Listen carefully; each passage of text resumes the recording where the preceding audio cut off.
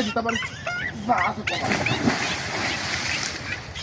100 বার কইছি, আমি 100 বার কইছি যে কোনো জায়গা যাই না। আমি ঘরে থেকে আসছি কাজে, আজকে শুক্রবার জুম্মার দিন নামাজটা কিরাম লাগে, শুক্রবার জুম্মার দিন নামাজটা পড়তে যাবো।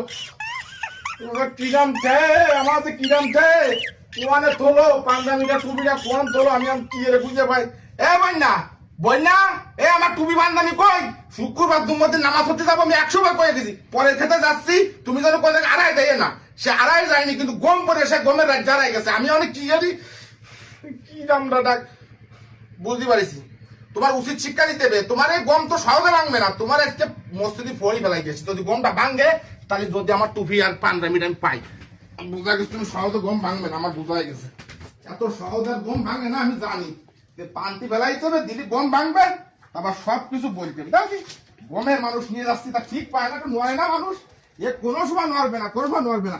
কোনোদিন যদি আমার শীতের ডাহাতি হয়ে যায় তা সেদিনকার আমি তো কত বড় ফাঁসে পড়ে যাবো।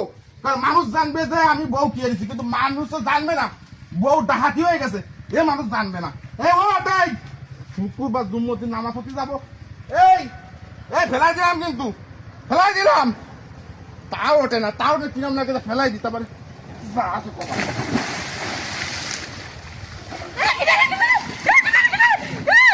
আমার চিনতে পারতে যাও কিটা, আমি চিনতে পারতে যাও, আমি কিটা কও দি। তুমি তো আমার স্বামী, আমি তো চিনতে পারিছি। আলহামদুলিল্লাহ, সে আমার বউ চিনতে পারেছে আমি তার স্বামী। তা বলতেছে কি তোমার কাজে যাওয়ার সময় আমি কি কইলাম, আজকে শুক্রবার জুম্মা নামাজ পড়তে যাবো কইলাম।